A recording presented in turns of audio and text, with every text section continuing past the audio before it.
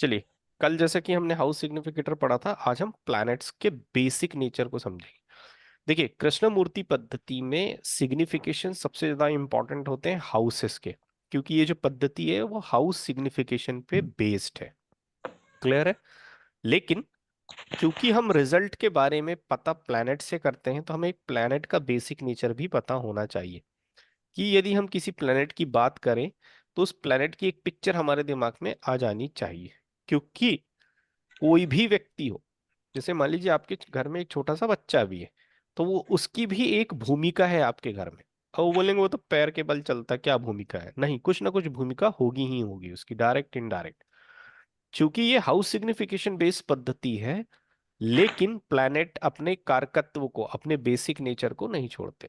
जैसे हम इंसान अपने डीएनए को नहीं छोड़ सकते, ठीक है? पृथ्वी के किसी भी हिस्से में रखो, हम जैसे हैं वैसे ही रहेंगे, ठीक है? जो हमारा डीएनए है वो ऐसे ही रहेगा। तो उसी प्रकार से बेसिक नेचर, कारकत्व जिसे कहते हैं, वो कभी भी नहीं बदलता है। वो अपने इम्पैक्ट को जरूर एड ऑन करते हैं। इसलिए कृष्णमूर्ति पद्धति में हाउस सिग्निफिकेशन सबसे पहले आएगा, लेकिन हम प्लानिटरी सिग्निफिकेशन को भी नहीं छोड़ सकते। ठीक है? तो आज हम थोड़ा सा बेसिक समझेंगे कि प्लैनेट क्या सिग्निफाई करते हैं। देखिए, कोई भी पद्धति पढ़े, आपको हाउस सिग्निफिकेशन और प्लैनेट के सिग्निफिकेशन बहुत अच्छे से पता होने चाहिए। ठीक है? ये फंडामेंटल है, ये जानना आपके लिए बहुत ही जरूरी है। चलिए,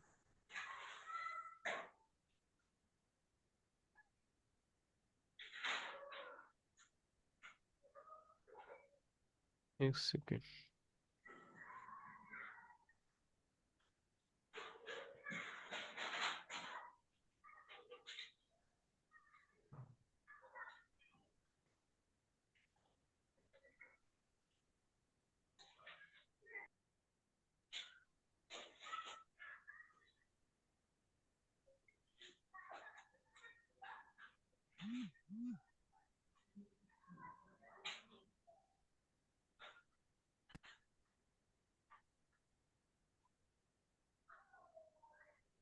देखिए, प्लैनेट के सिग्निफिकेशन को हम पढ़ेंगे।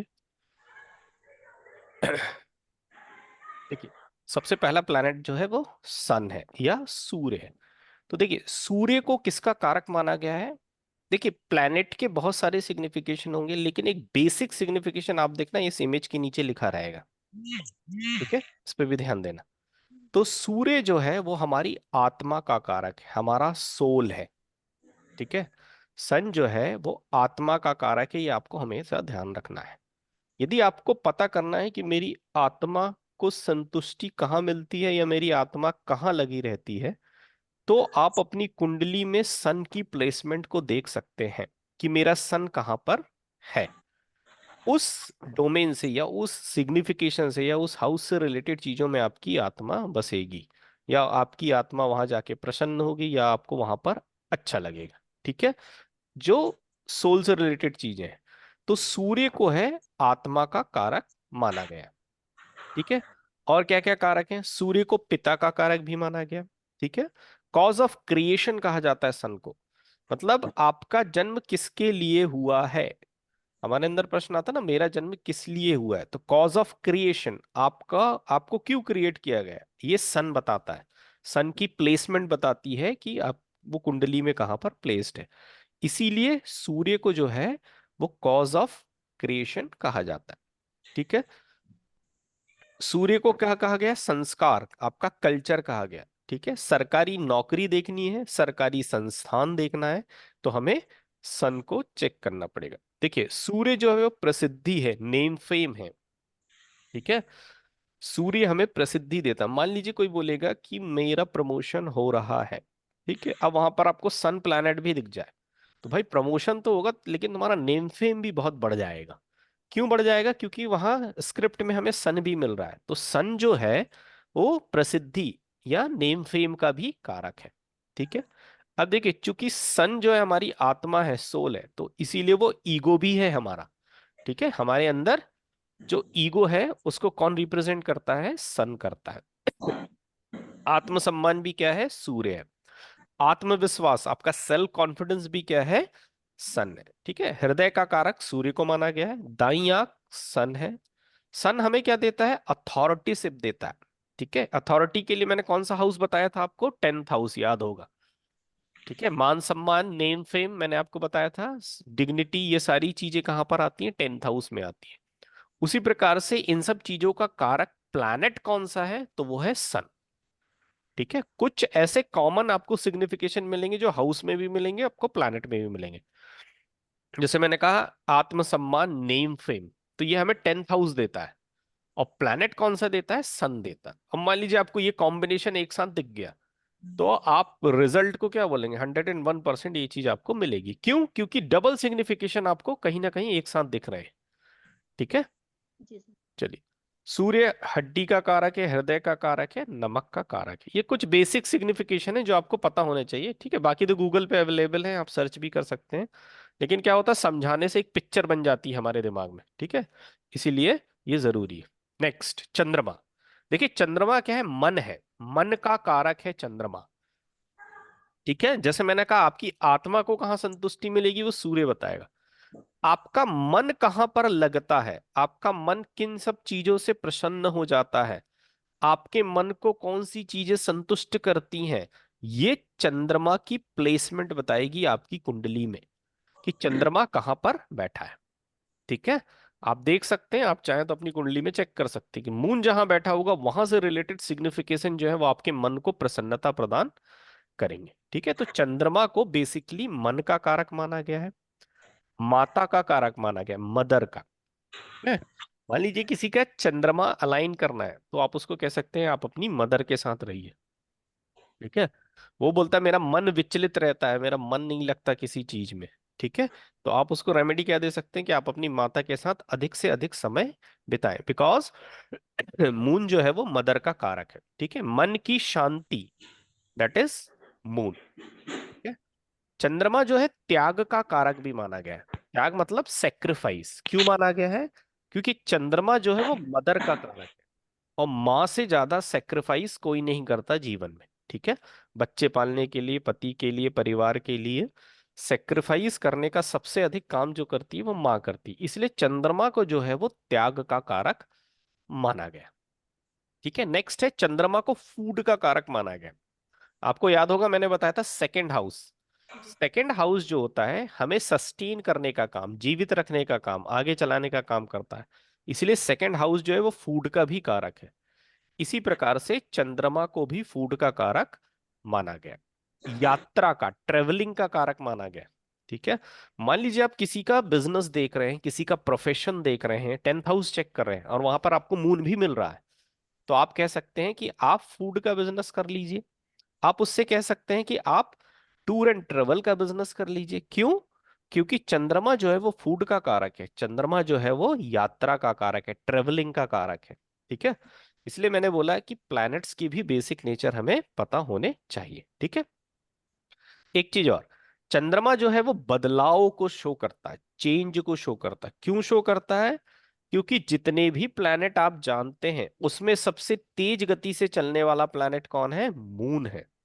सबसे तेजी से बदलने वाला या वेरिएट होने वाला प्लैनेट कौन सा है? मून। इसलिए मून को जो है वो बदलाव का कारक माना गया है, चेंज का कारक माना गया है। ठीक है, मून इज लिक्विड, पानी, पानी का कारक भी चंद्रमा है। जैसे मैंने अभी आपको बताया था कि मान लीजिए कोई व्यक्ति, मुझे मन की शांति नहीं मिल रही, तो आपने रेमेडी क्या बताई? माँ के पास बैठिए, या आप कह सकते हैं ठहरे हुए पानी के पास भी आप बैठ सकते हैं। ठीक है, शांत जल के पास यदि आप बैठेंगे तो आपके मन को प्रसन्नता मिलेगी, क्योंकि मून जो है वो लिक्विड या वाटर का भी कारक है। चंद्रमा आपका क्या है? सबकॉन्शियस माइंड है। सबकॉन्शियस माइंड आप समझते होंगे। ठीक है, मून इज इमोशनल फीलिंग। ठीक है, मदर का कारक है, इसलिए ये इमोशनल फीलिंग का भी कारक है। ठीक है, अब देखिए ये भी एक बेसिक नेचर होता है मून का। जो बेसिक नेचर है लेट गो नेचर है, छोड़ो जाने दो। ठीक है, लेट गो मतलब होता है छोड़ो जाने दो। ठीक है, तो ये भी एक चंद्रमा का बेसिक नेचर है। ये सारे बेसिक नेचर लिखे हुए हैं। ठीक है, बाकी सिग्निफिकेशन होगी तो भरमार है। नेक्स्ट, मंगल। मंगल को एक लाइन में समझिए, मंगल ऊर्जा है, मंगल एनर्जी है। आपके शरीर में जो ऊर्जा का कारक प्लैनेट है वो मंगल है। आप अपने आप को बहुत अधिक एनर्जेटिक या ऊर्जावान कहाँ फील करते हैं? ये आपको यदि पता करना है तो आप देखिए जाके कि मंगल मेरा कुंडली में कहाँ बैठा है। ठीक है, उस हाउस के जब सिग्निफिकेशंस को आप चेक करेंगे तो आप ये पाएंगे कि जब मैं ऐसे एटमॉस्फेयर में या इस सिग्निफिकेशन की चीजों में रहता हूं तो अपने आप को बहुत एनर्जेटिक फील करता हूं, मेरे शरीर में एक अलग सी ऊर्जा आ जाती है। Because Mars is the significator of energy, हमारे शरीर की ऊर्जा का कारक है। ठीक है, तो मार्स का एक बेसिक नेचर आप ध्यान रखें कि मंगल जो है वो ऊर्जा का कारक है। मंगल भूमि का कारक है, मंगल अग्नि है, मंगल हमारी देहा है, बॉडी है। ठीक है, मंगल हमारा शरीर है। यदि मंगल पीड़ित होगा तो ध्यान रखिए शरीर भी पीड़ित होगा। ठीक है, यदि किसी का मंगल पीड़ित है तो उसकी देहा जरूर पीड़ित होगी, because your body is Mars. Mangal का एक और बहुत बेसिक नेचर होता है, दैट इज झगड़ा, कॉन्फ्लिक्ट। ठीक है, मंगल झगड़ा है, लड़ाई झगड़ा है, कॉन्फ्लिक्ट है। ठीक है, क्योंकि मंगल क्या है, एनर्जी है। आपके अंदर बहुत ज्यादा एनर्जी हो जाएगी तो आप ज्यादा लड़ाई झगड़ा करेंगे, आपका दिमाग जल्दी गर्म होने लगेगा। दिमाग गर्म होगा तो आप लड़ाई झगड़ा करेंगे। तो कॉन्फ्लिक्ट या लड़ाई झगड़े का कारण जो होता है वो मंगल होता है। ठीक है, मंगल और किसका कारक है, छोटे भाई बहन का कारक है, पुलिस का कारक है। ठीक है, फिजिकल एक्टिविटी जो भी करते हैं वो मंगल है। क्यों? क्योंकि देहा या बॉडी क्या है, मंगल है, इसलिए एक्सरसाइज का कारक भी क्या है, मंगल है। ठीक है, ब्लड प्रेशर का कारक भी कौन है, मंगल है, ध्यान रखिएगा। ठीक है, मंगल गुस्सा है, एक्शन है, रिएक्शन है। एक्शन रिएक्शन क्या है, क्योंकि ये एनर्जी बेस्ड है, कितनी जल्दी आप किसी चीज को फील करते हैं और रिएक्ट करते हैं। ठीक है, बहस, पता चल गया, क्योंकि कॉन्फ्लिक्ट है तो बहसबाजी भी है। मंगल इज सर्जरी ऑल्सो, ठीक है, सर्जरी भी है। एक्सीडेंट भी जो है, एक्सीडेंट का कारक प्लैनेट भी जो है वो मंगल है। शत्रुता, एनिमिटी बताने वाला प्लैनेट भी कौन है, मंगल है। टेक्निकल एजुकेशन इज मंगल, ध्यान रखिएगा। जहां पर शनि मंगल आपको एक साथ दिखे तो समझ जाइए ये व्यक्ति यदि टेक्निकल सेक्टर में एजुकेशन ले या टेक्निकल सेक्टर में वर्क करे तो वो ज्यादा सक्सेस होगा। ठीक है, Saturn is Karma, Mangal is technical field, तो यदि वो टेक्निकल फील्ड में जाएगा तो उसका कर्मा बहुत अच्छा माना जाएगा। ठीक है, एनिमिटी लिख लिया आपने। मंगल लोन है, जिम है। जिम क्यों है, फिजिकल एक्टिविटी वाला जोन है जिम। ठीक है, एक्सरसाइज क्यों है, क्योंकि ये भी फिजिकल एक्टिविटी वाला जोन है। ठीक है, खेल कूद क्यों है, क्योंकि ये भी फिजिकल एक्टिविटी वाला जोन है। ठीक है, तो जितनी भी फिजिकल एक्टिविटी वाली जोन होंगी सब मंगल की होंगी। मंगल इज लिटिगेशन, आरोप प्रत्यारोप भी मंगल ही। ठीक है, बॉडी बिल्डिंग ये भी वही फिजिकल एक्टिविटी में आता है।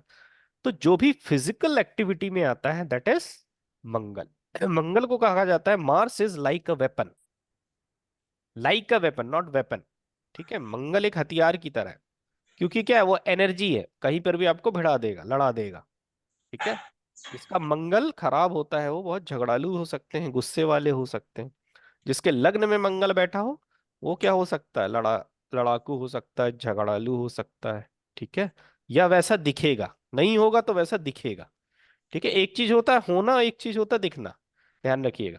वो उस पे बेस है कि वो कितना पॉजिटिव है या मैलेफिक है या बेनेफिक है। ठीक है, तो मंगल के बेसिक नेचर को आप ये याद रखें, Mangal is energy, Mangal is conflict, Mangal is your body. ठीक है, ये चीज हमेशा ध्यान रखें। Next, Budh, Mercury. देखिए बुध क्या है, आपकी बुद्धि है। ध्यान रखिएगा, ज्ञान जो है वो गुरु है, ज्ञान इज नॉलेज, है ना। बुद्धि, बुद्धि क्या है, बुद्ध है, ध्यान रखिएगा। ज्ञान गुरु है, बुद्ध बुद्धि है। अंडरस्टैंड? जैसे हम गोल्ड बोलेंगे तो गोल्ड क्या है, गुरु है, बट गोल्ड के आभूषण वीनस है ना, ऐसे बेसिक अंतर होता है। चलिए, तो बुद्ध जो है वो बुद्धि का कारक माना गया, चतुराई का कारक माना गया, क्लेवरनेस। ठीक है, कोई व्यक्ति कितना क्लेवर है ये उसके बुद्ध पर डिपेंड करेगा। बुद्ध को विद्या का कारक माना गया, ठीक है, शिक्षा का कारक माना गया। देखिए बुद्ध जो है नेटवर्किंग का कारक है। थर्ड हाउस क्या है, नेटवर्किंग है। कल यदि आपने पढ़ा होगा तो याद आएगा। Third house is networking, internet. तो नेटवर्किंग का कारक प्लैनेट कौन सा है, बुध है, लेकिन हाउस कौन सा है, थर्ड है। मैंने बताया ना कुछ कॉमन सिग्निफिकेशन आपको मिलेंगे। कम्युनिकेशन का कारक कौन है, थर्ड हाउस है, मरकरी है। ठीक है, कमीशन का कारक क्या है, थर्ड हाउस है, यहाँ देखिए मरकरी है। समझ में आ रहा है कनेक्शन। Yes sir. ट्रेडिंग का कारक कौन है, मंगल, है ना। बुध को क्या माना गया, बनिया। ट्रेडिंग, व्यापार का कारक बुध। सर देखिए ट्रेडिंग थर्ड का हाउस क्या है, डॉक्यूमेंटेशन है। डॉक्यूमेंटेशन का कारक ग्रह कौन सा है, बुध है। ठीक है। स्पीच, स्पीच का कारक कौन है, आप एक अच्छे प्रवक्ता बनेंगे कि नहीं बनेंगे ये थर्ड हाउस बताएगा। आपकी वाणी कैसी है ये आपका सेकंड हाउस बताएगा। ठीक है, अब यदि इसमें बुध भी अच्छा जुड़ जाए, मैं बेनिफिक मरकरी जुड़ जाए, तो आप एक अच्छे प्रवक्ता बन सकते हैं। ठीक है। खुशी मनोरंजन का कारक कौन है, बुध। बुध को क्या माना गया, युवराज माना गया। ठीक है, बुध को युवराज माना गया, इसलिए मनोरंजन का कारक ग्रह किसे माना गया है, बुध को। ठीक है, लेखन का कारक, अकाउंट वर्क का कारक। ठीक है। अब ये जो बॉयफ्रेंड गर्लफ्रेंड से रिलेटेड क्वेश्चंस आते हैं ना, तो उसमें कारक प्लैनेट कौन है, बुध है। ठीक है, तो बुध क्या है, बुद्धि है, ध्यान रखिए। नेक्स्ट, गुरु। देखिए गुरु क्या है, ज्ञान है, मैंने आपको बताया था गुरु ज्ञान है। गुरु जीव है, आप जो जीवा है आपके अंदर। ठीक है, आपके अंदर जो वायु प्रभावित प्रवाहित हो रही है, दैट इज जुपिटर। ठीक है, तो गुरु ज्ञान है, गुरु जीव है, गुरु गोल्ड है, गुरु टीचर है। ठीक है, बुद्धि का कारक ग्रह भी है, गुरु को माना गया। बैंकिंग जॉब, गुरु है। मीठी वस्तुओं को गुरु से जोड़ा जाता है। प्राणवायु, प्राणवायु मतलब आपके अंदर जो,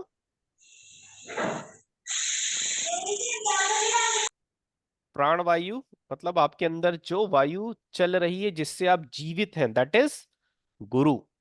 ठीक है, गुरु क्या है, भाग्य का कारक है, विजडम का कारक है। आपका भाग्य कौन सा हाउस है, नाइन्थ हाउस है। लेकिन भाग्य के लिए कारक प्लैनेट किसे माना गया है, जुपिटर को माना गया। इच्छा पूर्ति, विजडम। ठीक है, इच्छा पूर्ति का कारक ग्रह कौन सा है, गुरु है। इच्छा पूर्ति का हाउस कौन सा है, 11th हाउस है, कल यदि आपने पढ़ा हो तो याद होगा। ठीक है, गुरु के बारे में कहा जाता है कि गुरु की जो दृष्टि होती है वो अमृत समान होती है। दृष्टि से तात्पर्य है गुरु की दो एक्स्ट्रा दृष्टि, हर प्लेनेट की सातवीं दृष्टि होती है, ये आपको पता है। ठीक है, लेकिन गुरु की दो एक्स्ट्रा दृष्टि होती है जिसको हम पांचवी दृष्टि और नवीं दृष्टि कहते हैं। ठीक है, कल मैंने आपको बताया था पांचवा आपका क्या है, पूर्व पुण्य है। नौवां हाउस कौन सा है, आपका भाग्य है। तो गुरु को कौन सी दृष्टि प्राप्त है, पांचवी और नौवीं। इन्हीं दोनों से आपका जीवन चलना है। पूर्व पुण्य के हिसाब से आपको ये जन्म मिला है, और आपके जीवन में भाग्य का रेशो आपके पूर्व पुण्य ने तय किया था। इसीलिए इसकी जुपिटर की इस दृष्टि को बहुत अमृतकारी माना गया है। गुरु जहां बैठा है वहां भला करे ना करे, लेकिन जहां उसकी पांचवी और नवीं दृष्टि पड़ गई, मतलब वो मैलेफिक चीज भी बेनिफिक बन जाएगी। ठीक है, कोई उसमें खराबी है तो वो उसमें कमी कर देगा। ठीक है, सबसे खराब प्लेनेट राहु को कहते हैं लोग। तो यदि राहु पर गुरु की जुपिटर की दृष्टि पड़ जाए, तो वो उसके मैलेफिकनेस में कमी कर देता है। ठीक है, गुरु एक ऐसा ग्रह है, गुरु की दृष्टि को सबसे शुभ माना गया। आप नॉर्मली देखते भी होंगे, टीचर के अपन बोल देते हैं ना, टीचरों के बच्चे पढ़ते लिखते नहीं, लेकिन एक अच्छा टीचर देखो तो कितने लोगों को पढ़ा के बैठा रहता है और क्या क्या बन जाते हैं। एक सामान्य सा जुमला है। ठीक है, तो जुपिटर की दृष्टि बहुत अमृतकारी मानी गई है, ये ध्यान रखिएगा। ठीक है, जुपिटर को जो है वो बच्चों का कारक माना गया है। ठीक है, ईश्वरीय कृपा कहते हैं, क्यों कहते हैं, क्योंकि पांचवी और नवीं दृष्टि लेके बैठा है जुपिटर। इसलिए जुपिटर की दृष्टि जहां पड़ गई, मतलब ये मानिए कि आपको वहां पर ईश्वरीय कृपा प्राप्त हो गई। ठीक है, next, Guru is uncontrol growth. ध्यान रखिए, जहां पर भी अनकंट्रोल अनियंत्रित ग्रोथ होती है, दैट इज जुपिटर। जैसे कोई व्यक्ति अचानक से बहुत मोटा हो जाता है, शरीर में अचानक से फैट की वृद्धि होने लगती है, दैट इज जुपिटर। इसीलिए कैंसर का कारक भी जुपिटर को माना जाता है, क्योंकि what is cancer, cancer is uncontrol growth of tissues. है ना, हमारे शरीर के अंदर जो वो है ऊतक कहते हैं, क्या कहते हैं, टिश्यूज, वो जब तेजी से बढ़ने लगते हैं अनकंट्रोल रूप में, तो उसको हम कैंसर कहते हैं। तो दैट इज अनकंट्रोल ग्रोथ। तो कोई भी अनकंट्रोल ग्रोथ का कारक जो है वो जुपिटर को माना गया। जुपिटर हमारा कल्चर है, रिलीजियस प्लेस है, क्लैरिटी ऑफ माइंड, किसी व्यक्ति का माइंड कितना क्लियर है, वो कितने अच्छे से किसी चीजों को समझ सकता है, दैट इज जुपिटर। ठीक है, किसी व्यक्ति की क्लैरिटी ऑफ माइंड देखना है तो जुपिटर आपको देखना पड़ेगा। ठीक है, जुपिटर इज प्रॉस्पेरिटी। ठीक है, आपके प्रॉस्पेरिटी का कारक क्या है, खुशियों का कारक क्या है, जुपिटर है। Jupiter is respect. ठीक है, मान लीजिए किसी व्यक्ति का जुपिटर 9वें हाउस में बैठा है, 9th हाउस में बैठा है, तो जुपिटर जहां बैठ जाए उस हाउस का आपको सम्मान करना है, that is remedy for all. ये ऐसी रेमेडी है जो सबके लिए, ध्यान रखें। 9th हाउस में बैठा है तो केपी पढ़ रहे हैं, तो 9th हाउस क्या है, पिता का कारक है। तो अब आपको ध्यान रखना है कि मुझे पिता का सम्मान करना ही करना है, वरना आपका जुपिटर खराब हो जाएगा। ठीक है, तो जुपिटर इज रिस्पेक्ट। इसका ये मतलब है कि जहां पर भी जुपिटर बैठे उससे संबंधित चीजों का आप जरूर सम्मान करें। मान लीजिए 6th हाउस में बैठ गया, तो 6th हाउस में आपके सर्वेंट्स आते हैं, तो अब आपके दिमाग में ये रखना है कि मुझे सर्वेंट्स के साथ सम्मान, पूरा सम्मान का मतलब ये नहीं कि सोफे में बैठा लिया। ठीक है, मिसबिहेव नहीं करना है। ठीक है, तो जुपिटर क्या है, रिस्पेक्ट का कारक है। नेक्स्ट देखिए, वीनस। Venus is luxury. ठीक है, कॉमन की उसकी नीचे लिखी है, प्लैनेट की चित्र के नीचे। Venus is luxury. आपके जीवन में जो भी वैभव है, लग्जरी है, that all things are Venus. ठीक है, Venus is comfort, Venus is relationship, our lust, marriage, beauty, ornament. ये सारी चीजें हमारे जीवन की लग्जरी है। ठीक है, आपकी प्रोडक्टिविटी किससे देखी जाती है, वीनस से देखी जाती है। स्पार्क वीनस है। For main Venus is wife. शुक्र को पुरुष के लिए क्या माना जाता है, पत्नी माना जाता है। और महिला के लिए मंगल क्या है, पति। ठीक है, मंगल जो है वो महिला के लिए पति का कारक प्लैनेट है, और पुरुष के लिए वीनस है। वीनस महिला है। ठीक है, किसी महिला को ये पता करना है कि मेरा पति कैसा है, कैसा होगा, या वो क्या है, तो देख लीजिए कि मंगल कहाँ बैठा है, किस ग्रह के साथ बैठा है। ठीक है, आपको पता चल जाएगा आपका लाइफ पार्टनर कैसा है। और किसी पुरुष को देखना है कि उसकी पत्नी कैसी है। फॉर एग्जाम्पल, किसी को देखना है कि मेरी पत्नी कैसी है, तो वो अपने वीनस को चेक करेगा। वीनस को देखा उसने केतु के साथ बैठा है, तो केतु क्या है, पुजारी है। केतु क्या है, फकीर है। तो हो सकता है कि उसकी पत्नी कैसी हो, रिलीजियस हो, धार्मिक हो। ठीक है, तो वीनस को वाइफ का कारक माना गया है, मंगल को पति का कारक माना गया। ठीक है, वीनस का एक मतलब और होता है, वीनस मींस फिल्टर। वीनस जो है फिल्टर करने का काम करता है, इसीलिए किडनी संबंधी प्रॉब्लम में कारक प्लैनेट जो है वो वीनस बन जाता है। ठीक है, शुगर की बीमारी भी किससे देखी जाती है, वीनस से। ठीक है, आंखों में रेटिना की प्रॉब्लम जो है वो भी वीनस से देखी जाती है। ठीक है, तो कॉमन की याद रखें, वीनस इज लग्जरी। आपके जीवन में जितनी लग्जरी है, that is Venus. Next, Saturn या शनि। देखिए, शनि का की पॉइंट है, शनि इज कर्मा। आपने क्या कर्म करने के लिए इस धरती पे पैदा लिए हैं, आपका जन्म क्यों हुआ है, किस लिए हुआ है, दैट इज सन। आप इस धरती में क्या कर्म करने के लिए आए हैं, दैट इज सैटर्न। और कुंडली में कौन सा हाउस बताता है आपका क्या कर्म होगा, 10th हाउस। आपको क्या कर्म करना है, आपका 10वां घर बताएगा। प्लैनेट कौन सा होगा, वो है सैटर्न। सैटर्न जो है वो कर्म है। ठीक है, शनि दुख का कारक है, पीड़ा का कारक है, हार्डवर्क का कारक है, और डिसिप्लिन का कारक है। देखिए, हार्डवर्क और डिसिप्लिन, यही दो चीजें हमें जीवन में दुख और पीड़ा देती है। क्योंकि किसी को हार्डवर्क नहीं पसंद है, किसी को डिसिप्लिन नहीं पसंद है। डिसिप्लिन्ड होने के लिए हमें हार्डवर्क करना पड़ेगा। ठीक है, तो हमें शरीर को पीड़ा होगी या मन को पीड़ा होगी, ध्यान रखिए। ठीक है, तो दुख पीड़ा का कारक क्या है, शनि है। इसीलिए शनि की एक रेमेडी क्या मानी जाती है, जैसे मान लीजिए किसी की शनि को अलाइन करना है या रेमेडी देना है, तो आप उस व्यक्ति से कह सकते हैं कि आप अपने सुबह से लेकर रात तक के टाइम को एकदम टाइम टेबल में बना लीजिए कि 8 बजे उठते हैं, 9 बजे नाश्ता करते हैं, 9:30 बजे नहाने जाते हैं, 10 बजे ऑफिस के लिए निकल जाते हैं, 6 बजे वापस आ जाते हैं, 8 बजे तक फ्रेश होते हैं, नाश्ता करते हैं, फिर 10 बजे खाना खाते हैं, 11 बजे सो जाते हैं। यही रूटीन आपको फॉलो करना है। जहां पर कोई रूटीन आ जाता है, डिसिप्लिन आ जाता है, वहां पर सैटर्न ऑटोमेटिक अलाइन होता है। ठीक है। तो डिसिप्लिन का कारक ग्रह जो है वो सैटर्न को माना गया। ठीक है। प्रोफेशन वही बताया, कर्मा। ठीक है। बीमारी का भी कारक है। एर्थ हाउस में सैटर्न बढ़ जाए तो लाइफ ऑफ स्पैन को क्या करता है, बढ़ा देता है। कल बताया था मैंने आपको। कंस्ट्रक्शन वर्क को बताता है सैटर्न। मशीनरी वर्क को बताता है सैटर्न। वास्तु से रिलेटेड चीजों को भी कौन बताता है, सैटर्न। ठीक है। आपको पता करना है कि मुझे दुख कहां से मिलेगा, तो आप सैटर्न से पता कर सकते हैं, क्योंकि दुख और पीड़ा का कारक क्या है, सैटर्न। ठीक है। जैसे मैंने आपको बताया था, आपके मन को शांति कहाँ मिलेगी, जहां चंद्रमा बैठा है। आत्मा कहाँ प्रसन्न होगी, आत्मा को शांति कहाँ मिलेगी, जहां सूर्य बैठा है। आप अपने आप को एनर्जेटिक कहाँ फील करेंगे, जहां मंगल बैठा है। जहां मतलब हाउस। ठीक है। तो आपको दुख और पीड़ा कहां से मिलेगी, ये आपका सैटर्न बताएगा। हमेशा ध्यान रखें।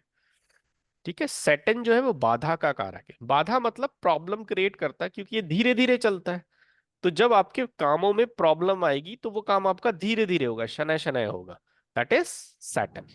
ठीक है। देखिए, गुरु के साथ क्या था। गुरु जहां बैठता वहां ध्यान नहीं देगा, गुरु की जहां दृष्टि पड़ती है वो अमृत तुल्य बना देता है। सैटर्न के साथ उल्टा है। सैटर्न की दृष्टि अच्छी नहीं मानी गई। ठीक है। सैटर्न की जो दृष्टि है वो अच्छी नहीं मानी गई है। लेकिन सैटर्न जहां बैठता है उस चीज को प्रोटेक्ट कर देता है।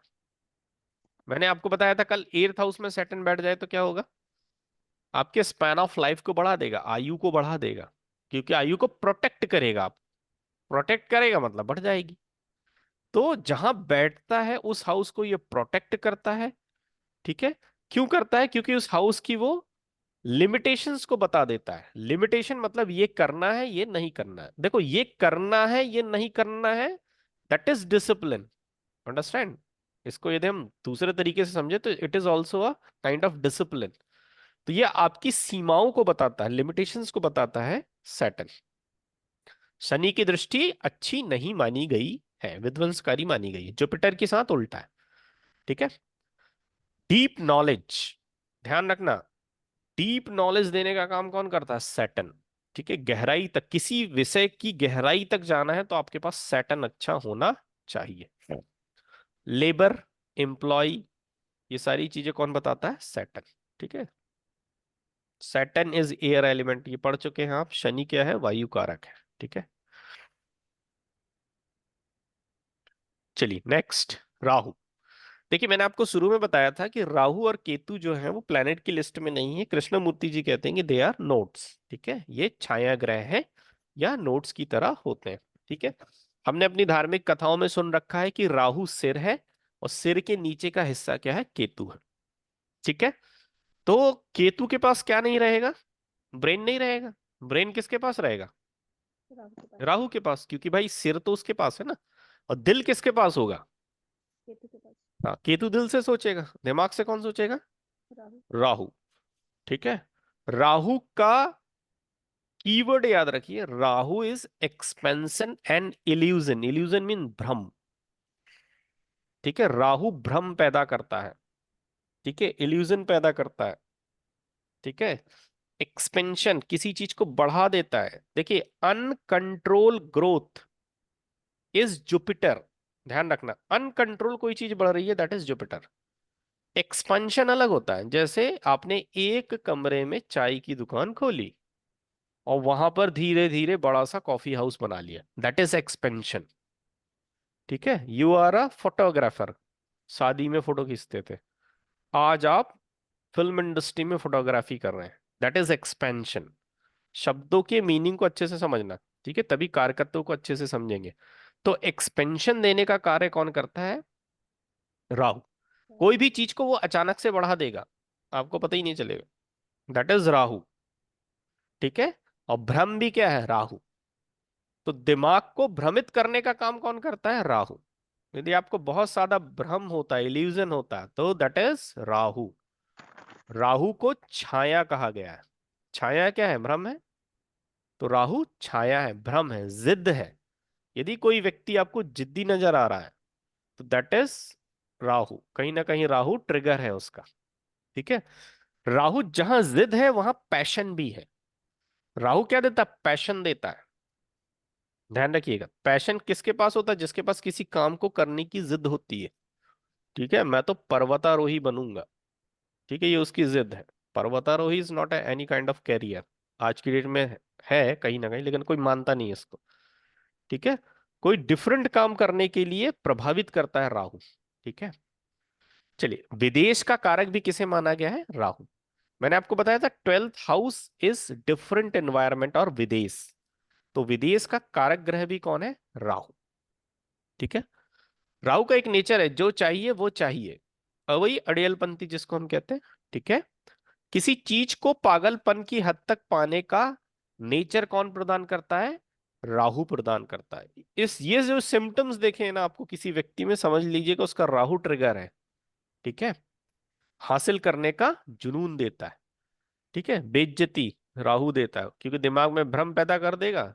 आप रंक हैं, अपने आप को राजा शो करेंगे तो कहीं ना कहीं आपकी बेइज्जती हो जाएगी। ठीक है। सफाई कर्मचारियों को राहु बताता है।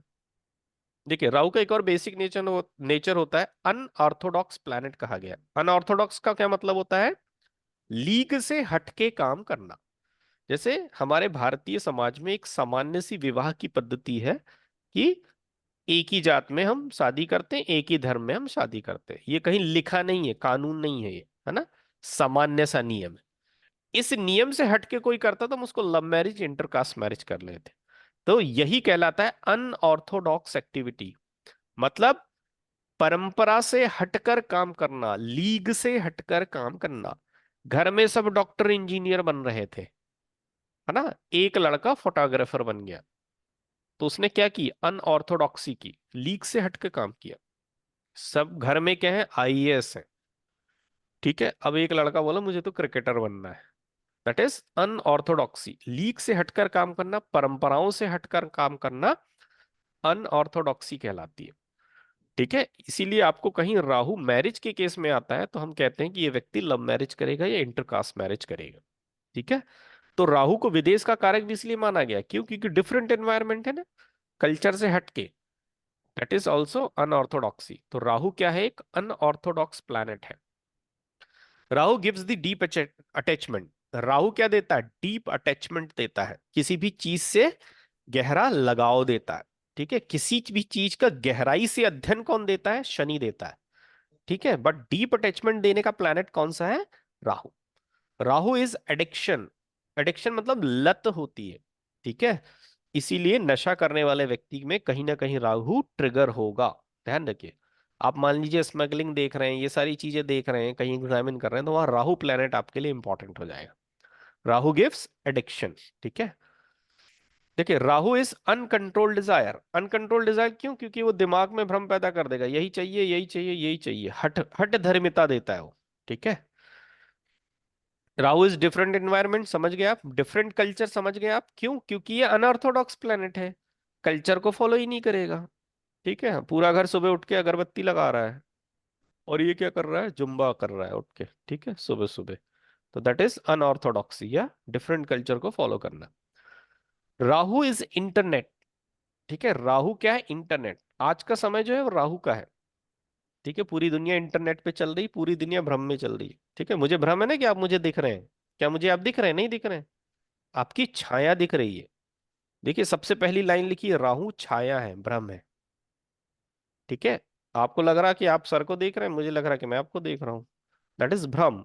हम एक दूसरे की छाया देख रहे हैं। ठीक है। तो आज का जो समय है वो राहु का है। ठीक है। तो राहु इज इंटरनेट। राहु क्या है? Social media. वो भी एक छलावा है हमारे जीवन का। ठीक है।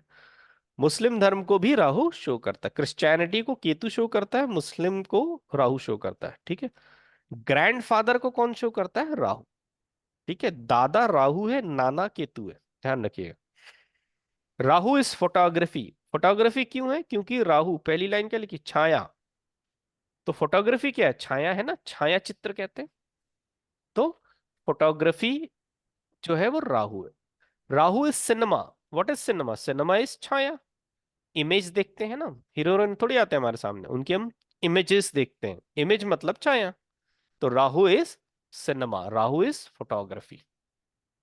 राहु इनसिक्योरिटी देखता है, इनसिक्योरिटी देता है किसी व्यक्ति में, वो क्या बोलते हैं, एंजाइटी बढ़ती है ना, ठीक है, दैट इज राहु। इनसिक्योरिटी हमें एंजाइटी देने लगती है, दैट इज राहु। ठीक है, तो इसको यदि कंट्रोल करना है तो गोमेद पहनना चाहिए। ठीक है, तो राहु हमें इनसिक्योरिटी देता है। राहु के बहुत सारे बेसिक नेचर है, जैसे वहां लिखा है एक्सपेंशन एंड इल्यूजन, ठीक है, अनऑर्थोडॉक्सी, ये सब की पॉइंट है राहु के। ठीक है, अनऑर्थोडॉक्सी मतलब लीग से हटके काम करना। कल्चर में शादी करना है तो दूसरे कल्चर में करेंगे, सब आईएएस बन रहे हैं तो हम आईएएस नहीं बनेंगे। तो अनऑर्थोडॉक्सी को आप ऐसे ही याद रखें, लीग से हटके काम करना, दैट इज राहु। ठीक है, भ्रम तो आपको पता है, छाया है राहु। ठीक है, और इनसिक्योरिटी, आपके अंदर हमेशा आप अपने आप को असुरक्षित महसूस करेंगे, दैट इज राहु। ठीक है, Rahu good from, good form is, क्या लिखा है, diplomacy, but the negative form is cheating. अच्छा हाँ, राहु आपका अच्छा है तो आपके अंदर डिप्लोमेसी देगा, और राहु यदि आपका खराब है तो आपको चीटर बना देगा। ठीक है, राहु आपका अच्छा है तो आपके अंदर डिप्लोमेसी देगा। नेता क्या होते हैं, डिप्लोमेटिक होते हैं ना। ठीक है, चोर क्या होते हैं, चीटर होते हैं। राहु को ससुराल पक्ष से जोड़ा गया है। ठीक है, डिफरेंट इन्वायरमेंट है ना ससुराल, आप अपने घर में रह रहे हैं, उससे या तो बहुत ज्यादा इज्जत मिलती है या एकदम नहीं मिलती, तो that is also different environment. तो ससुराल पक्ष किससे देखा जाता है, राहु से देखा जाता है। हाउस में कौन सा होता है ससुराल पक्ष, कोई बताएगा? एट्थ बताया हाउस। था मैंने कल के, एर्थ हाउस होता है।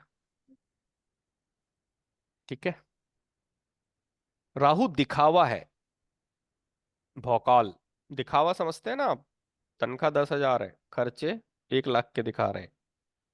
ठीक है, कपड़े ऐसे पहने, जूते ऐसे पहने, घड़ी ऐसे पहने जैसे 1 लाख रुपए तनख्वाह, दैट इज दिखावा। मान लीजिए आप किसी का बिजनेस देख रहे हैं, वहां पर राहु प्लैनेट आपको मेजरली इंडिकेट हो रहा है। अब उस व्यक्ति को आपको कैसे सजेस्ट करना है, चाय तो बेचना है, ठीक है, वो चाय से ज्यादा खर्चा कर ही नहीं सकता बेचारा, लेकिन इतना डेको रखना है आपको अपनी दुकान में जिसका कोई हिसाब ना हो। अगले को लगे चाय नहीं पी रहे, चाय नहीं पी रहे, जन्नत में खड़े होकर चाय पी रहे हैं। मतलब आपको दिखावा ज्यादा करना है, क्यों? क्योंकि जब तक राहु यूटिलाइज नहीं होगा वो एक्टिविटी होने ही नहीं देगा। ठीक है, कहीं आपको केतु दिख रहा है तो जस्ट अपोजिट करना है। करोड़ों रुपए है लेकिन छोटी सी, कभी कभी आपने देखा होगा छोटी सी गली की दुकान इतनी चलती है जिसका कोई हिसाब नहीं होता, ऐसा लगता है ये इतना पैसा रखता कहाँ होगा। वहां केतु एक्टिवेटेड रहता है। ठीक है, बोले बड़े बड़े शॉपिंग मॉल नहीं चलती, इसकी छोटी सी दुकान चलती। कभी कभी देखना एक समोसा भजिया बेचने वाली ठेले में लाइन लगी रहेगी, दैट इज केतु। ठीक है, वहां दिखावा नहीं लेकिन धन आ रहा है। तो जहां पर दिखावा है दैट इज राहु। राहु का एक और बेसिक नेचर होता है, मटेरियलिस्टिक डिजायर देता है, मुझे ये भी चाहिए, मुझे वो भी चाहिए। केतु इन सब चीजों से अलग करता है, तभी तो सन्यासी बनाने का ग्रह कौन सा, केतु। राहु इज अटैचमेंट, बहुत सारे कीवर्ड है राहु केतु के। Rahu is attachment, Ketu is detachment. ठीक है, जब आप अपने अंदर फील करने लगे कि मैं इन सब चीजों से अलग हो रहा हूं, डिटैचमेंट आ रहा है, मैं अध्यात्म की तरफ जा रहा हूं या एक अच्छा इंसान बनने जा रहा हूं, तो कहीं ना कहीं आपका केतु ट्रिगर हो रहा है, ध्यान रखिएगा। ठीक है, और आप फंसते जाएंगे भौतिकता में। ठीक है, मटेरियलिस्टिक डिजायर मतलब होती है भौतिकता, भौतिकता मतलब लग्जरी, इन सब चीजों में फंस रहे हैं, मतलब आपका राहु एक्टिवेटेड है। वो आप अपने दृष्टिकोण से सोचे अच्छा है कि खराब है। ठीक है, वो तो परिस्थितियों पर निर्भर करता है।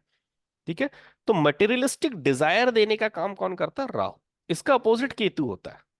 केतु सारी चीजों से आपको अलग करने लगेगा, मतलब सन्यासी बना देता, फकीर बना देता है। ठीक है, धार्मिक बना देगा आप।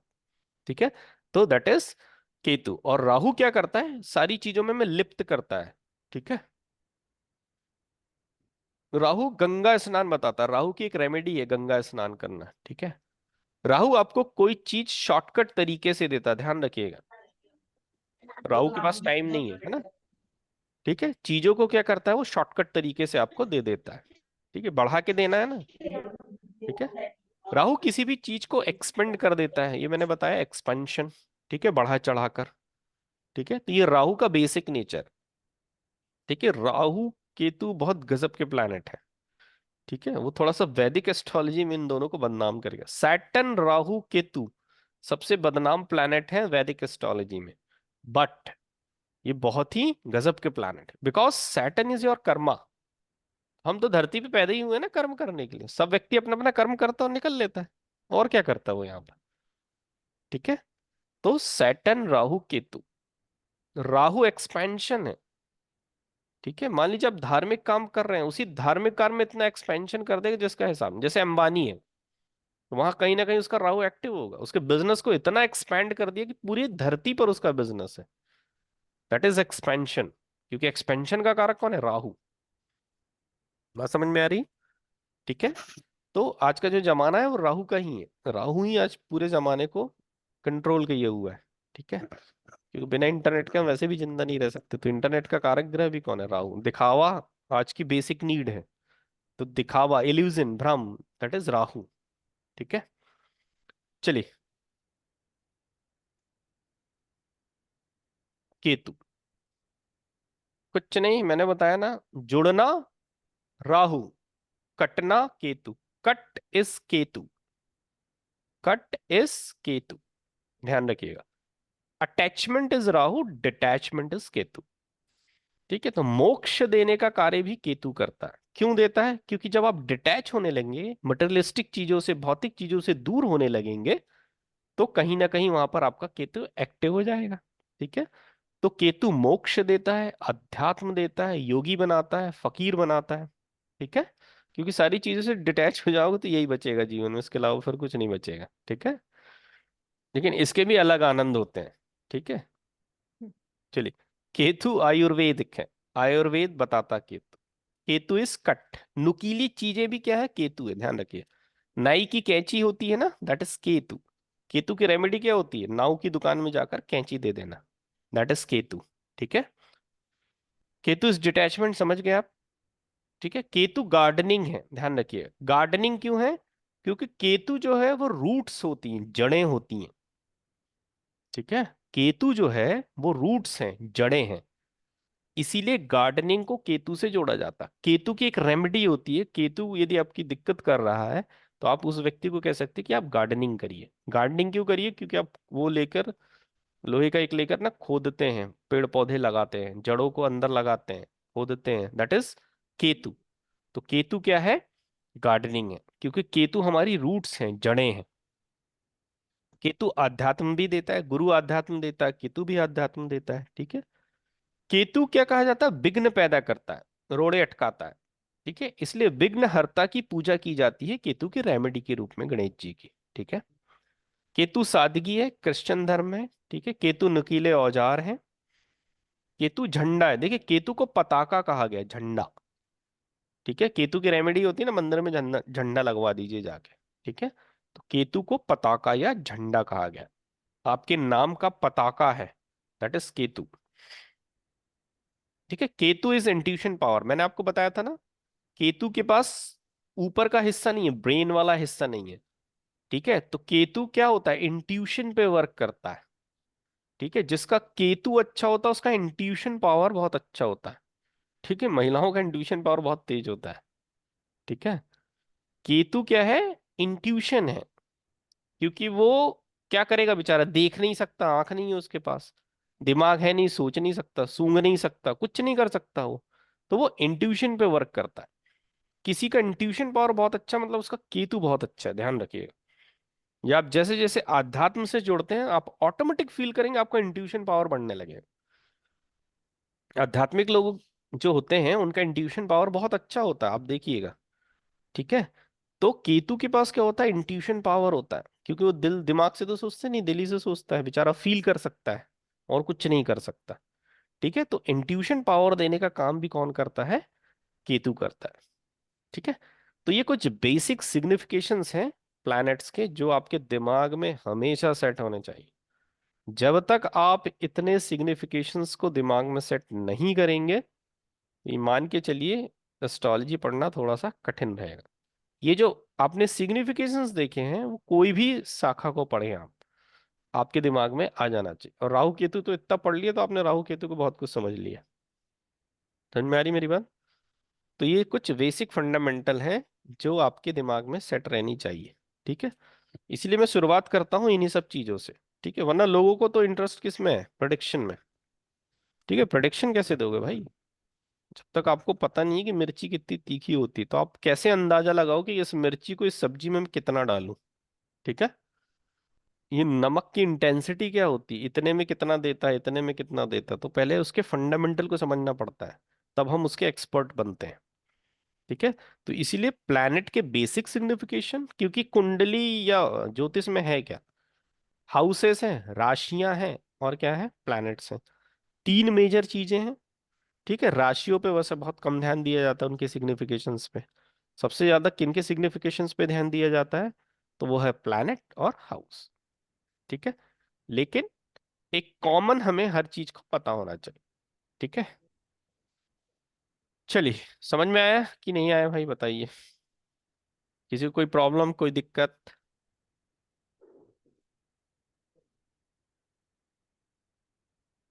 बता सकते हैं, ये मैं स्लाइड डाल दूंगा। नो सर, क्लियर है। ठीक है। चलिए, तो आगे बढ़ें कि नेक्स्ट क्लास में देखें, बताएं। एक छोटा सा भावत भाव सिद्धांत है, बता दूं मैं? 5 मिनट लगेगा। Yes sir, yes sir. है ना? क्योंकि आपने सिग्निफिकेशंस जो सीखे हैं ना, वो हमको अब भावत भाव सिद्धांत के तहत क्या करना पड़ेगा, कोरिलेट करना पड़ेगा। हाँ। ठीक है, जब हम आगे इवेंट्स करेंगे। ठीक है। चलो वो बता देता हूँ, ज्यादा नहीं, 5-10-5 मिनट लगेगा उसमें। उसके बाद हम किस पे आ जाएंगे, कैलकुलेशन पे आ जाएंगे। ठीक है। उसके बाद हम समझेंगे नक्षत्र क्या होते हैं, नक्षत्र का कैलकुलेशन क्या होता है, सबलॉट क्या होता है, सबलॉट का कैलकुलेशन क्या होता है। ठीक है। देखिए, ये फंडामेंटल बैच है, तो मैं पूरे फंडामेंटल दूंगा आपको, पूरे इन द सेंस जितने कम से कम रिक्वायर्ड है। ठीक है। क्योंकि जब तक आप दो दूनी चार नहीं सीखेंगे, आगे की मैथमेटिक्स नहीं कर सकते, मेरा ऐसा मानना है। ठीक है। तो ये जो क्लास है वो दो दूनी चार वाली क्लास है। ठीक है। चलिए,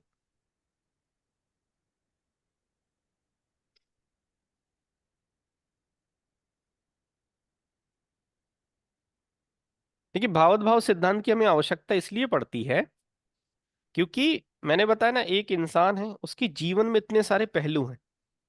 ठीक है। इन सारे पहलुओं को हम इन 12 घरों या 9 प्लैनेट से कैसे कवर अप कर लें? ठीक है। तो वहां पर हमें ये भावत भाव सिद्धांत मदद करता है। देखिए कैसे मदद करता है, मैं आपको एक दो एग्जांपल देता हूं, आपके समझ में आ जाएगा। देखिए, आप हाउस सिग्निफिकेशन देख चुके हैं, प्लैनेट सिग्निफिकेशन देख चुके हैं, फंडामेंटल। ठीक है। देखिए, नॉर्थ इंडियन कुंडली में देखा जाए तो ये फर्स्ट हाउस कहलाता है, H1 मतलब फर्स्ट हाउस। इसी को हम लगना कहते हैं, एसेंडेंट कहते हैं। ठीक है। ये क्या होते हैं, आप होते हैं, मैंने आपको बताया था। ठीक है। फोर्थ हाउस क्या होती है, मदर होती है, मैंने आपको बताया था, कृष्णमूर्ति पद्धति में मदर फोर्थ हाउस है, और बेसिक एजुकेशन भी फोर्थ हाउस है। नाइन्थ हाउस देखिए, ये फादर है, पिता। ये जो थर्ड हाउस होता है, वो आपके छोटे भाई बहन है, ब्रदर एंड सिस्टर। उसी के जस्ट सामने आप देखिए 11th हाउस, ये आपके ब्रदर एंड सिस्टर हैं, लेकिन बड़े भाई बहन के कहलाते हैं। ठीक है। ये जो 7th हाउस है, वो आपका लाइफ पार्टनर है, आपने जान लिया। बिजनेस पार्टनर है, आपका अपोनेंट है, ये आपने जान लिया। 5th हाउस जो है वो आपकी प्रथम संतान है। ठीक है। ये मैंने इसलिए बनाया है क्योंकि रिलेशनशिप से हम क्या होते हैं, भावत भाव सिद्धांत को आसानी से समझ सकते हैं। ठीक है। अब देखिए, एक दो मैं एग्जांपल देता हूं, फिर आप लोगों से पूछूंगा, तो आप बताइएगा।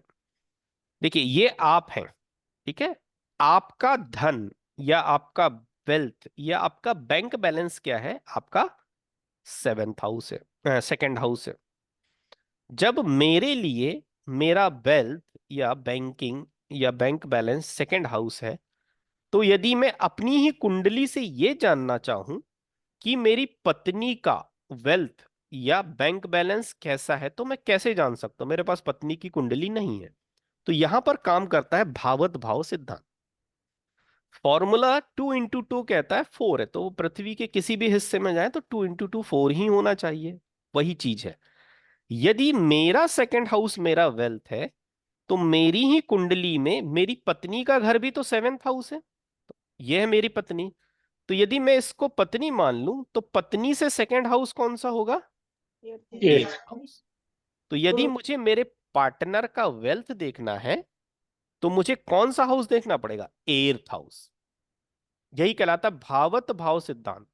हमने हाउस से हाउस पे पहुंचे और उससे हमने नंबर निकाल लिया। इसी को कहते हैं भावत भाव सिद्धांत।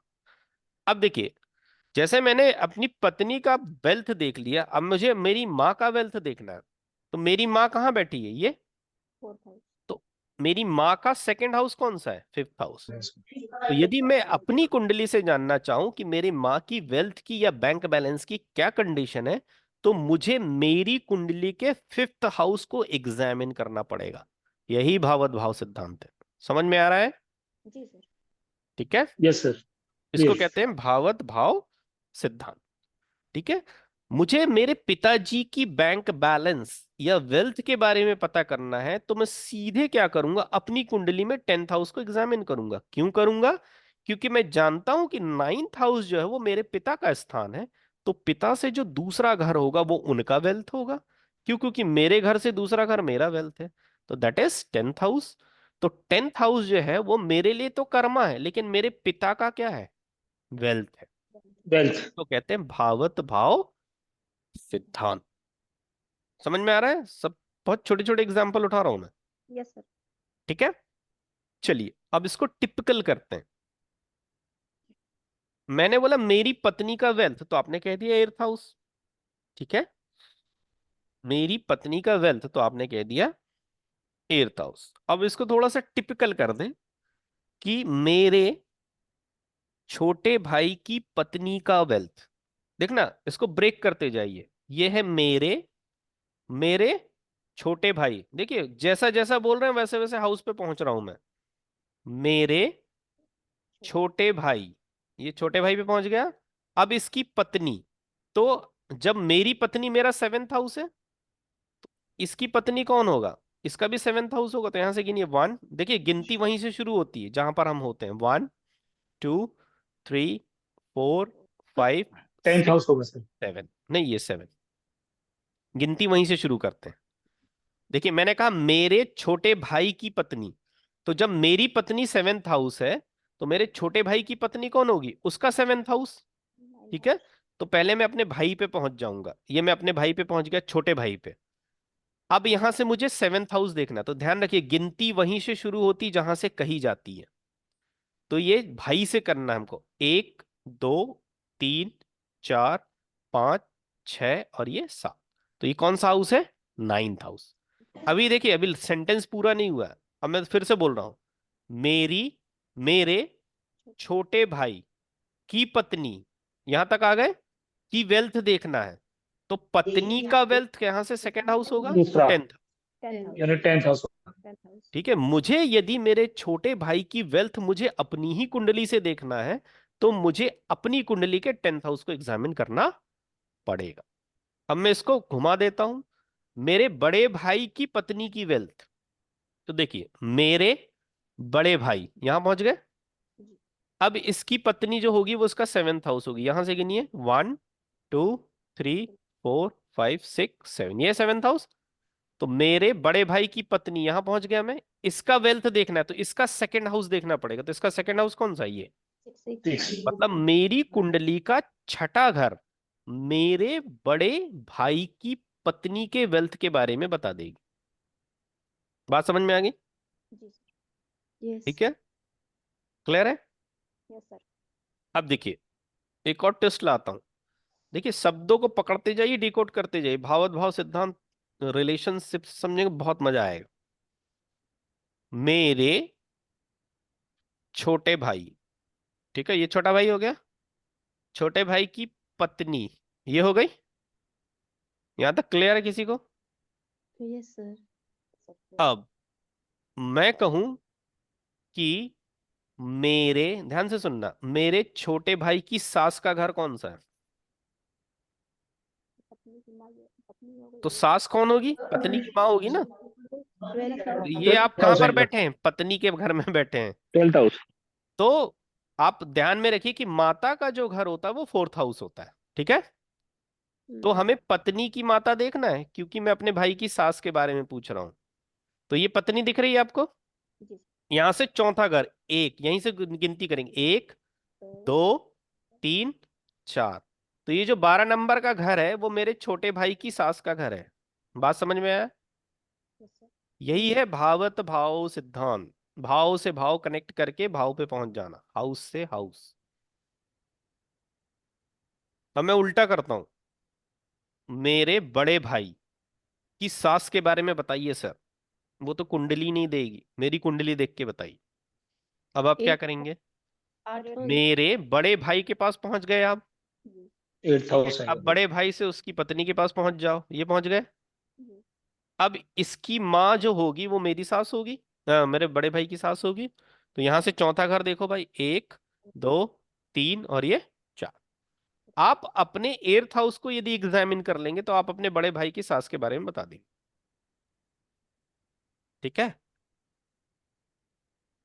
बात समझ में आ रही? भावत भाव सिद्धांत, यस सर। इसको आप रिलेशनशिप से यस पढ़ेंगे सर। तो बहुत बहुत अच्छे से समझ में आता है। ठीक है, चलिए एक एक से पूछता हूं मैं, ठीक है। गीतांजलि मैडम, जी आपके छोटे मामा का कौन सा घर होगा इस कुंडली में? सर। मामा। छोटे मामा। हाँ मामा का सर 6।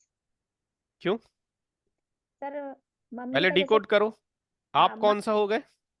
मैं तो पहला हो गई। देखो पहले याद रखो, मामा की बात करा, मामा मतलब क्या? मतलब माँ का छोट मतलब भाई। माँ का छोटा भाई। ठीक है, हाँ। पहले आप ये जानने की कोशिश करो कि आपका छोटा भाई कौन सा हाउस होता है। Third house. थर्ड हाउस, ये दिमाग में की पॉइंट बना लिया आपने। जी अब आप अपनी माँ के पास पहुंचे जी। तो कौन से हाउस में पहुंच जाएंगे? Fourth house. ये पहुंच गए। हाँ अब इनके भाई को देखना है, छोटे भाई को, तो यहां से कौन सा हाउस देखना पड़ेगा? Six third. हाउस हो गया। हाँ थर्ड थर्ड हाउस। हाउस। हाँ तो थर्ड यहां हाउस। से फर्स्ट, सेकंड और थर्ड। तो सिक्स ये हाउस। जो थर्ड हाउस है वो मेरी माँ के छोटे भाई का है ना, जी। छोटे भाई बहन। भाई तो बहन ये सर जो जी। माँ का छोटा भाई बहन है वो आपका क्या है? सिक्स मामा है। है। हाँ मामा मौसी कुछ भी है ना सर। हाँ, मामा या छोटी मौसी। जी, हाँ। बात समझ में आया? जी यही है भावात्म भाव सिद्धांत। इससे आप एक ही कुंडली में सारे रिलेशनशिप पता कर सकते हैं। ठीक है, जी। चलिए अब एक और प्रश्न का जवाब दीजिए। देखिए, फ्रेंड का कौन सा घर होता है? 11th हाउस होता है। ये जो 11th हाउस होता है वो फ्रेंड्स का घर होता है, मित्रों का घर। क्लियर है? यस। Yes sir. चलिए एक सेकंड, दीक्षित जी है ना, म्यूट अनम्यूट कर लीजिए। है लाइन पे दीक्षित जी?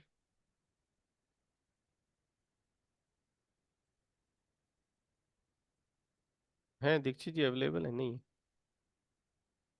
सर देखिए, अवेलेबल हूँ। हाँ चलिए मैं आपसे प्रश्न कर रहा हूँ ना।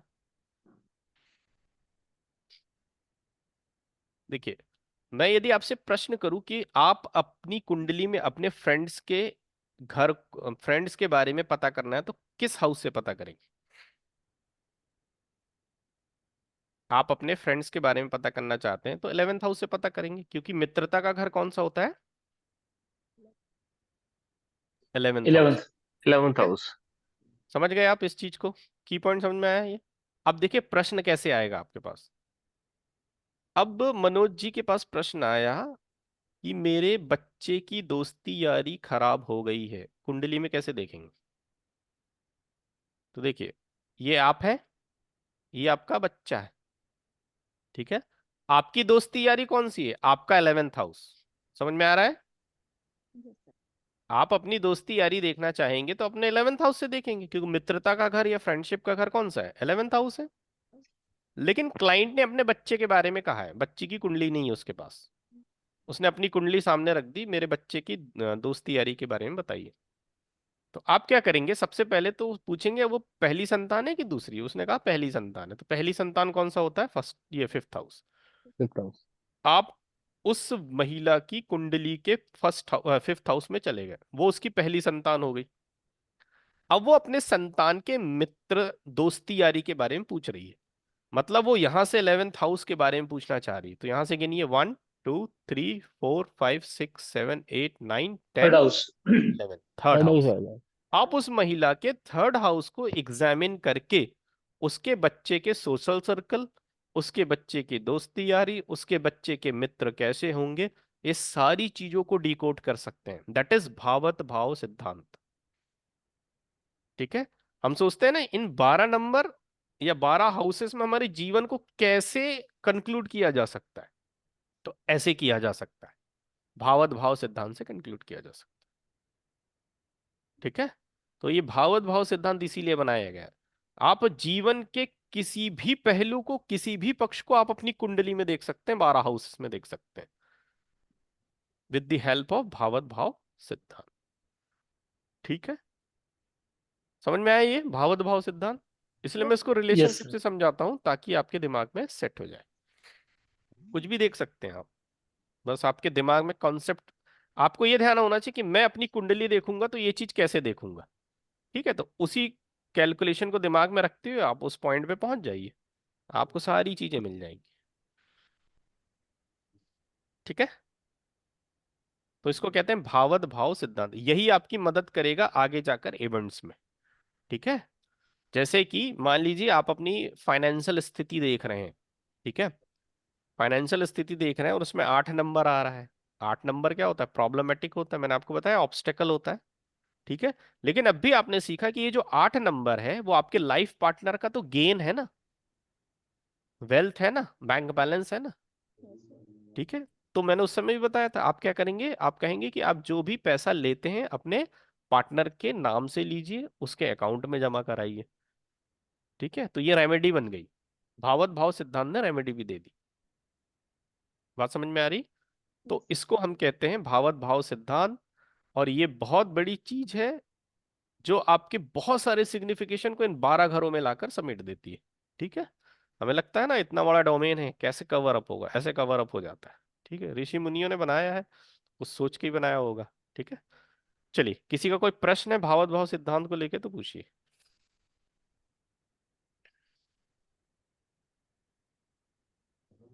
तो सर भावत भाव को लेके तो नहीं, जो आपने पहले बताया था, हाँ हाँ, कुछ भी है, तो पूछ सकते हैं, हाँ कोई जी, दिक्कत। कि चंद्रमा हमारा जहाँ है वहाँ हमारा मन है, हमें उस हाउस को आपका कहाँ है? मेरा सर हाँ, सर मेरा 5th हाउस में है चंद्रमा। 5th सर हाउस में बट बच्चों में मन लगा रहता होगा, हाँ, सर एंटरटेनमेंट में मन क्वेश्चन लगा रहता होगा, हाँ। सर क्वेश्चन ये है कि हाँ, हम जन्म कुंडली में उस हाउस को स्टडी करेंगे या निरन भाव चलित में? नहीं नहीं नहीं नहीं नहीं नहीं, सिंपल, अभी वो फॉर्मूला सिंपल है, लग्न कुंडली में देखना। अच्छा, वो लगन कुंडली से लग्न देख, कुंडली, हाँ, चंद्रमा, सन, मंगल, ये सब लग्न कुंडली में देखना। क्योंकि सर इसमें तो चेंज हो जाता है ना घर निरन भाव चलित में। मैं हाँ, वो अभी ज्यादातर पढ़ेंगे, देखती अभी हूँ, आगे पढ़ेंगे, हाँ। तो इसमें हमें नहीं देखना वो जिस घर में बैठा है, वो अभी उसके आगे मन। पढ़ेंगे, वो कस्प कहलाते हैं ना, कस्पल थ्योरी है ना, वो अभी आगे पढ़ेंगे, मैं आगे बताऊंगा।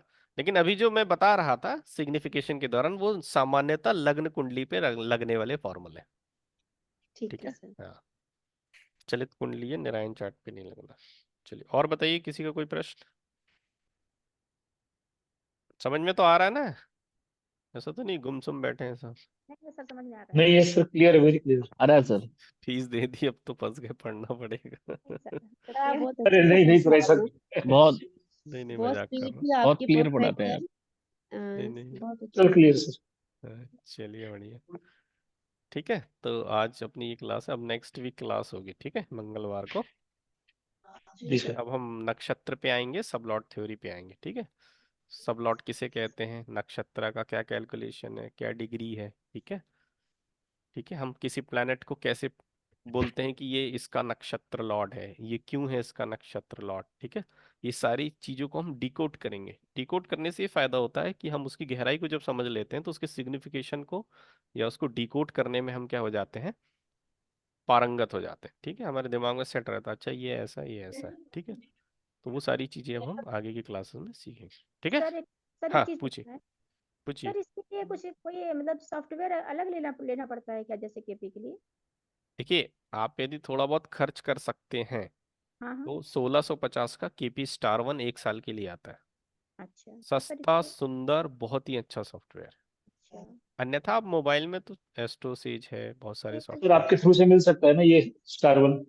स्टार में नहीं, नहीं उनका सर। नंबर है मेरे पास, वो नंबर मैं ग्रुप में डाल दूंगा, आप उनसे ले ठीक लीजिएगा। है सर, यस, हाँ हाँ यस सर। तो सर बहुत अब ही अच्छा सॉफ्टवेयर है, सुंदर, सस्ता, एक्यूरेट, और बहुत जब अब अभी तो आप पढ़ रहे हैं, जैसे मान लीजिए एडवांस भी पढ़ते हैं ना, हाँ हाँ, तो वहां तक की चीजें भी वो कवर अप करता है, वो इतना अच्छा सॉफ्टवेयर। तो सर उसको आप वो कर दीजिएगा, उसमें डाल हाँ, दीजिएगा। मैं उनका नंबर डाल दूंगा, तो वो सर सुबह। 1 साल से ज्यादा का पैकेज नहीं देते वो?